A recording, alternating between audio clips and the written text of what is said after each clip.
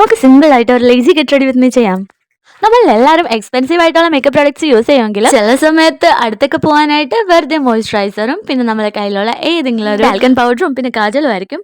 അയ്യോ, most important ആയിട്ടുള്ള സാധനം വിട്ടുപോയി, ലിപ്സ്റ്റിക്കും.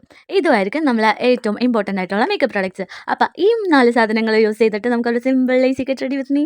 അപ്പം ഞാൻ ഈ മേൽ പറഞ്ഞ സാധനങ്ങളെല്ലാം ഉപയോഗിച്ച് ഞാൻ എൻ്റെ ഫേസിൽ യൂസ് ചെയ്തിട്ടുണ്ട് കേട്ടോ.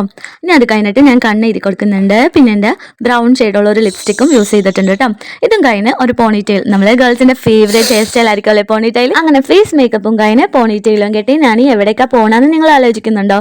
ഞാൻ ഈ പോണത് എൻ്റെ വീടിൻ്റെ തൊട്ടടുത്തുള്ള കടയിലേക്കാണ് കേട്ടോ. അതിന് പോകാൻ വേണ്ടിയിട്ടാണ് ഈ പ്രാവശ്യം. ഓക്കെ, ഞാൻ എൻ്റെ ഫേവറേറ്റ് ഹെയർ സ്റ്റൈൽ പോണിറ്റെയിൽ കെട്ടി കഴിഞ്ഞിട്ടുണ്ട്. അയ്യോ, ഒരു സാധനം മറന്നുപോയല്ലോ, എൻ്റെ മോസ്റ്റ് ഇമ്പോർട്ടൻറ്റ് തിങ്. നമുക്ക് ഗേൾസിൻ്റെ ലിപ്സ്റ്റിക് ഇട്ടില്ലെങ്കിൽ എന്തോ ഒരു കോൺഫിഡൻസ് കുറവ് പോലെയാണല്ലേ. അപ്പം അങ്ങനെ എൻ്റെ ലിപ്സ്റ്റിക്കും ഞാൻ ഇട്ട് കൊടുത്തിട്ടുണ്ട്. ഇനി നമുക്ക് ഒരുമിച്ച് കടയിൽ പോയാലോ?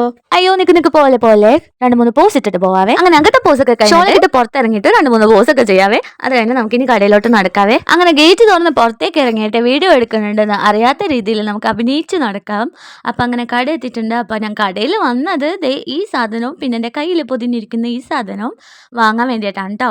അപ്പം എന്താണെന്ന് ഞാൻ കാണിച്ചു തന്നെയല്ല, പുറകെ ഒരു വീഡിയോ വന്നിട്ടുണ്ട്. അപ്പോൾ ഓക്കെ, ബൈ. ഇന്നത്തേക്ക് ഇത്രേ ഉള്ളൂ.